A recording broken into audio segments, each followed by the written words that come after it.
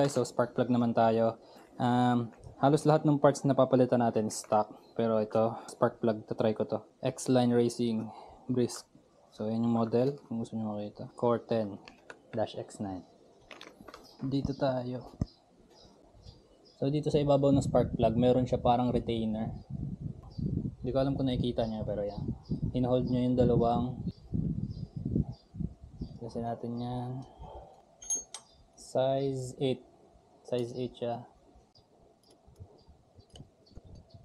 So, hindi nyo naman kailangan tanggalin ng todo. Luwagan nyo lang. Tapos yan. Ikot na yan. Tapos next, tanggalin natin yung connection ng spark plug. Ay, tanggalin natin. Hindi siya alin. Pinlock ko lang. Nakikita nyo yan. Tanggal na. Ang kabila.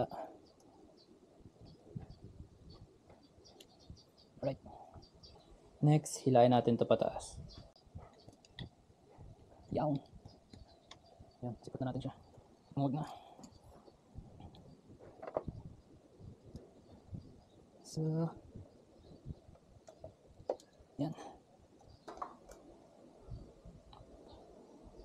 So, yeah. Alright. Ito yung pangalawa. So, ba may mga gusto pang alam ng part number? Yan. Dito nyo ba? Ayan, left and right. So ito, bumili pala ako nitong special na socket na spark plug remover. So may angle siya. Nagsiswivel. Okay, so umpisahan na natin. Tanggalin na natin yung spark plug. Spark plug remover from Shopee. Ayan. 3/8 yung size nyo guys. So hindi siya 1/4, hindi siya 1/2, 3/8 siya. Tapos 14mm yung size ng spark plug natin. Okay.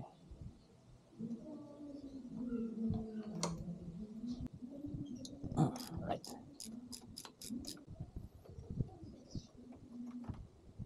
Siya. Ayan yung isa.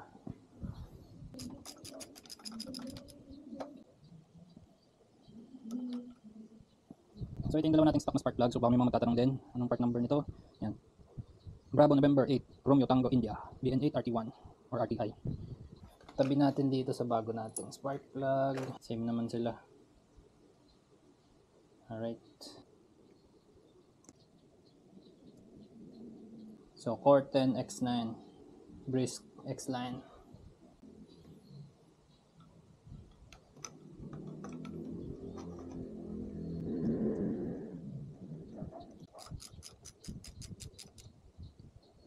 Isa naman.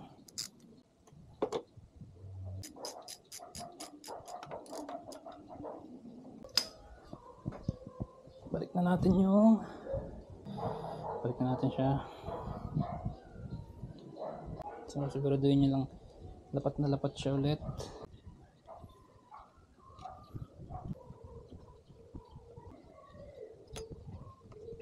Next, balik natin yung cable.